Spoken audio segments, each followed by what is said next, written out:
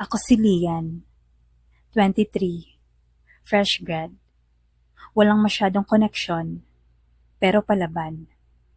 Kaya nung nakuha ko ang internship sa isang malaking architectural firm dito sa Taguig, halos tumalon ako sa tuwa. Pero hindi ko alam na ang magiging mentor ko ay hindi lang magaling sa trabaho, kundi maganda rin sa paningin ko. Siya si Ma'am Rain. Siya ang asawa ng CEO na si Sir Harvey.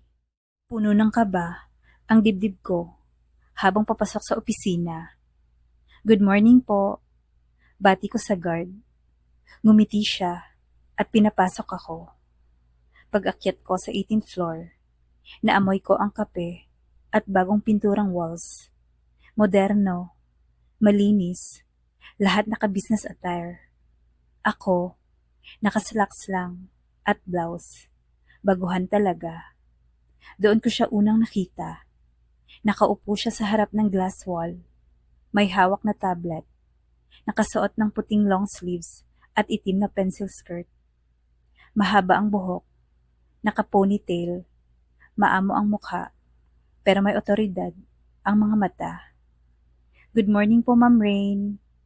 Ngumiti siya. Ang ganda. Parang model. Hi. Lian, di ba? Welcome. Ako ang magiging supervisor mo.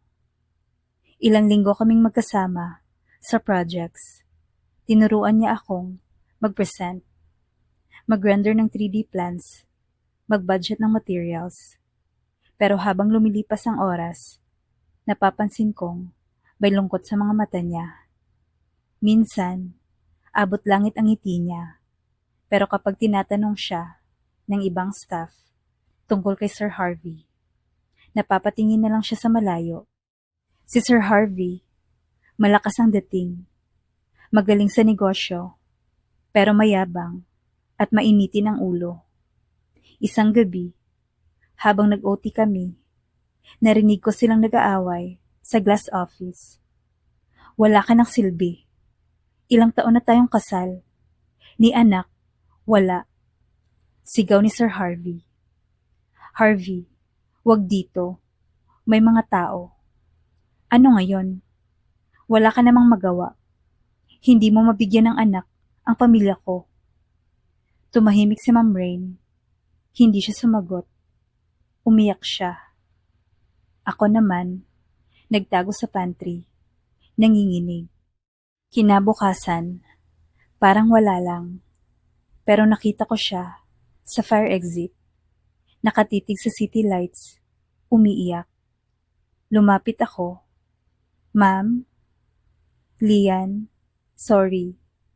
Nakita mo ba kagabi? Umiling ako. Pero halata sa mata ko na oo.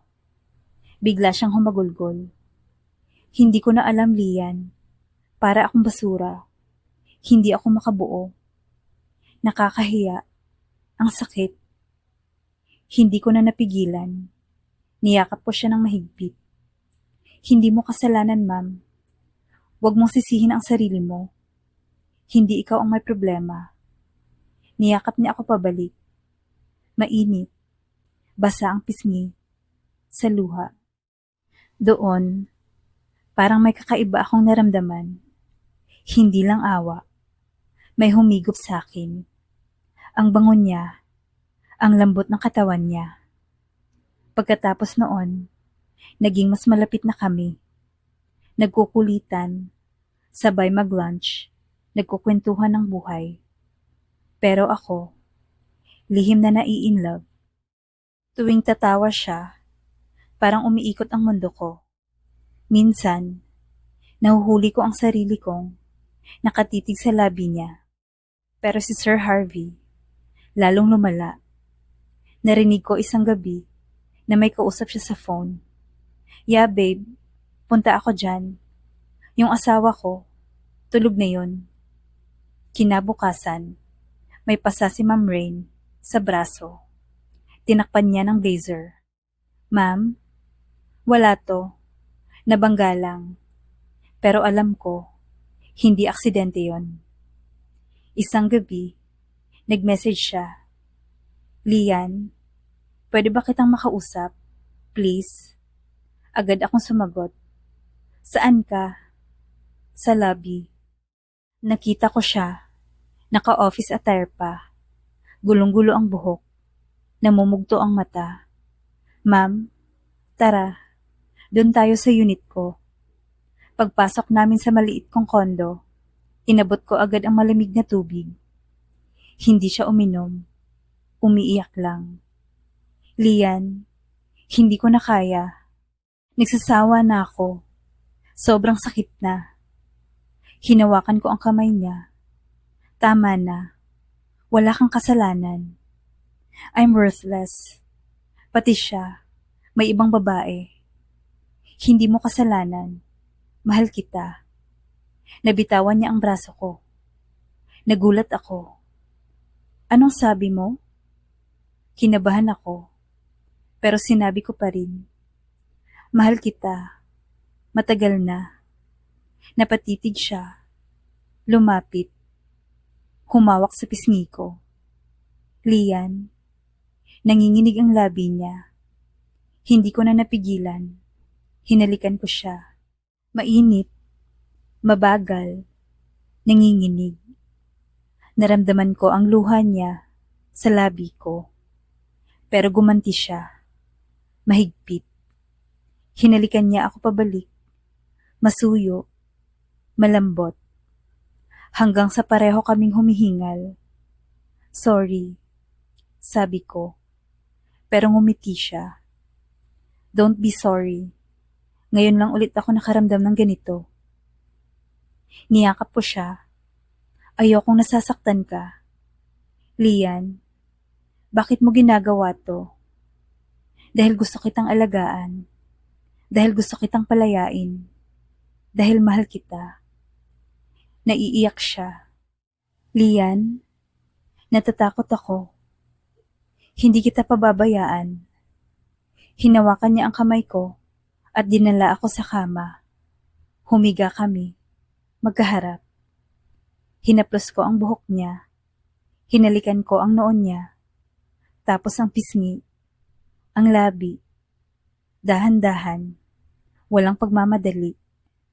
Hanggang mag-init ang halikan namin. Napasok ang kamay ko sa ilalim ng blouse niya. Hinaplos ko ang likod niya. Huminga siya ng malalim. Okay ka lang? Tumango siya. Please, wag mo kong iwan. Hindi kita papabayaan. Niyakap ko siya ng mahigpit habang hinahalikan ang leeg niya. Mainit ang hininga. Kinagat ko ng marahan ang balikat niya. Napaungol siya ng mahina. Lian, nandito ako. Niyakap ko siya ng buong gabi. Pagkagising ko, nakayakap pa rin siya sa akin. Mabigat ang mata niya, pero nakangiti. Good morning. Good morning, ma'am. Tumawa siya. Rain na lang, please. Okay, Rain. Pero hindi naging madali. Kinabukasan, hinanap siya ni Harvey. Galit na galit. Ano? Hindi ka umuwi? Kanino ka natulog? Tahimik lang si Rain. Sumagot ka. Sinampal siya ni Harvey. Nakita ko. Pumagitna ako. Sir, tama na po. Anong pakialam mo? Ikaw ba ang kasama nito? Hinila ako ni Rain palayo. Lumipas ang 1 linggo. Hindi siya pumasok. Nag-alala ako. Tinawagan ko siya. Rain, sabihin mo kung nasan ka. I need time, Lian. Please, mahal kita. Huminga siya ng malalim. Mahal din kita, pero natatakot ako. Isang gabi, nag-chat siya. Tulungan mo ko.